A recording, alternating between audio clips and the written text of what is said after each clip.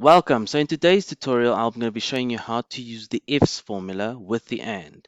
This is an alternative to using the natural nested if approach. You'll notice that within the nested if, in another tutorial I've shown you, it becomes quite long in having to consider a false and a true scenario.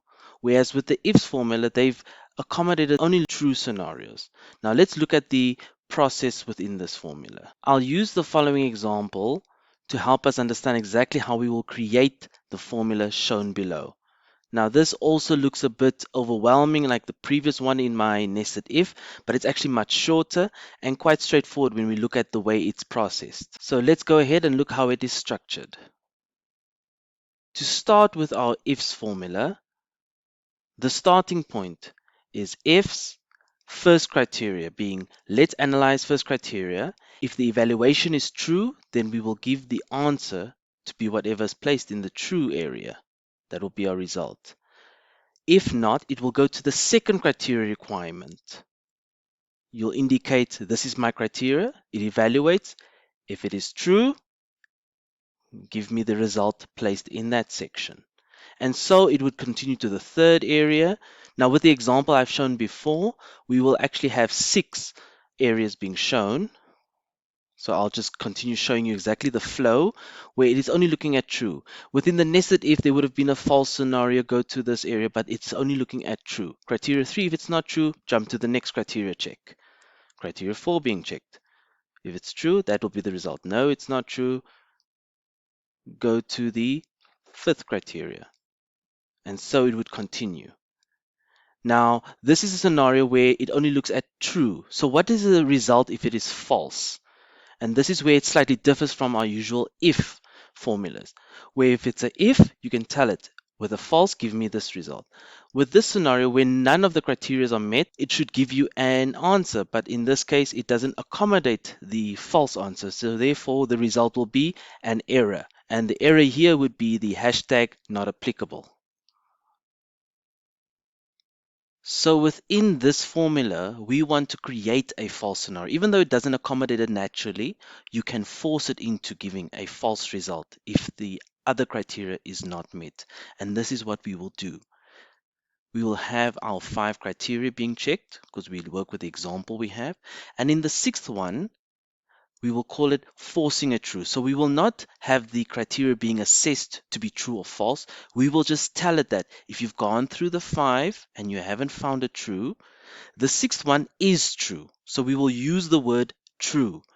And that word true is actually a function being told to the formula, this one is true. So if it is true, give me the result indicated in the true 6th position. So let's go to the example. I will work through criteria 1 all the way to the 6th criteria being the one that we force. So you can go ahead and download the example that I'm working with from the link down below in the description. Just make sure that you are on the ifs example tab, and then let's get started. So here we have a list of students with their test results. We would like to assign their grade based on their results. Now I will use this example called the formula prep work area where I will type in the formula, and then from there I will just copy and paste it down to the relevant cells. So we will type in equal to ifs, open parentheses. Then we have our logical test 1, which is our first criteria. So we would like to look at this example of 56% in cell D3 being a relative cell. We would like to see if it is between 100 and 80% to assign an A grade.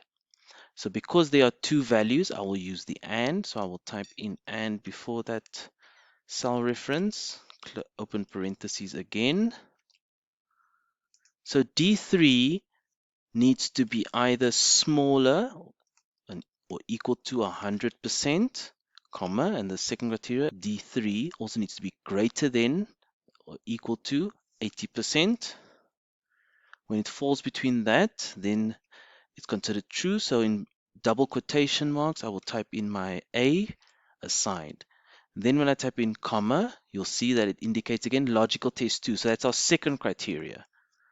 So again, we'll say the same. It's 2 values that needs to be within 80% and 70%. So I will say and again, being my second criteria. Here we will type in D3 needs to be greater than or equal to 70%, comma, D3 needs to be smaller than 80%. We won't indicate equal to here because that falls within the A. So that's what it is. If it's less than 80%, bigger than 70%, then it's a B. So second true value will be double quotation B double quotation, comma. Then we will type in our third criteria. So again, and open parentheses, D3 needs to be, now our third one is a C, so it's between 70 and 60%. So we will say if D3 is bigger or equal to 60%, comma, D3 is smaller than 70%, close parentheses, that's our criteria check, then assigned, comma, double quotation, C grade, close double quotation, comma, fourth criteria check. Again, and now we look at D, it's 60 and 50, so we say D3, if it is bigger or equal to 50%, comma, D3 smaller than 60%, close parentheses, comma. If those two are met, if it falls within that, then I would like a D grade, comma. Then we have again our E being 40 and 50. So here we can indicate again and open parentheses D3 if it's bigger than and equal to 40%, comma, D3 smaller than 50%, close parentheses, comma, then I would like an E grade. So that's now 5 criteria. Now when we get to the sixth one, because we do have a value 0 and 40%, we can actually put that as another criteria. However, this is just to accommodate a scenario where you maybe have other values outside of percentages, that you create a last condition where it most likely will fall into a false scenario where none of your criteria in this formula is ever met. Because to give a good example now, let me not place the last part in. Let me just close parentheses. So I do not accommodate the 0 to 40% right now. When I press enter, it will show me that 56% is a D. Now, if I placed any value within 0 and 40 because it does not accommodate it, let's say 32%, as mentioned, you'll get a hashtag not applicable. And like I said, we do not ever want an error being given. So let's force the scenario to give us a different result. So we'll go again within our formula.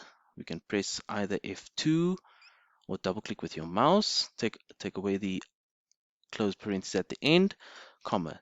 Now, sixth criteria can either be, as I said before, the and between 0 and 40%, but let's do the forcing. We are not saying it must assess, we're just telling it that the sixth one is true. That is a result, not an assessment. So if I'm telling it it's true, then give me the result of it being true, and that is a fail in between double quotations and close parentheses. Enter, and there we go. 32% gives you a fail. So this is very convenient if you had to compare this to the if and being in a nested if. This is much shorter compared to that scenario, and you can look at the other tutorial I've given on the nested if and compare the two because it's based on the same criteria being assessed here. So when we're happy with this formula, and because all the D3 is relative cell referencing, which is 1 to the left, I can just copy, Control C, and then just paste it because all the values is 1 cell to the left, Control V, and there we get the result of saying each one here has got their grades assigned and one of them fails. So go ahead, try it out yourself. And like I said, this is quite a simple one looking at criteria of grade assigning, but maybe you have sales that you want to identify if commissioning is applicable or not. Those that fall outside will maybe not meet the criteria, so that is where you'll use the last part of it being a true but actually a false scenario given, so that you do not have any errors. I look forward to your feedback. Let me know if there's something more you'd like to know on this formula. Maybe you have specific examples you'd like me to explain. I'd love to use your examples and actually create videos to explain others how to use that. So thanks again, and I look forward to creating the next tutorial for you.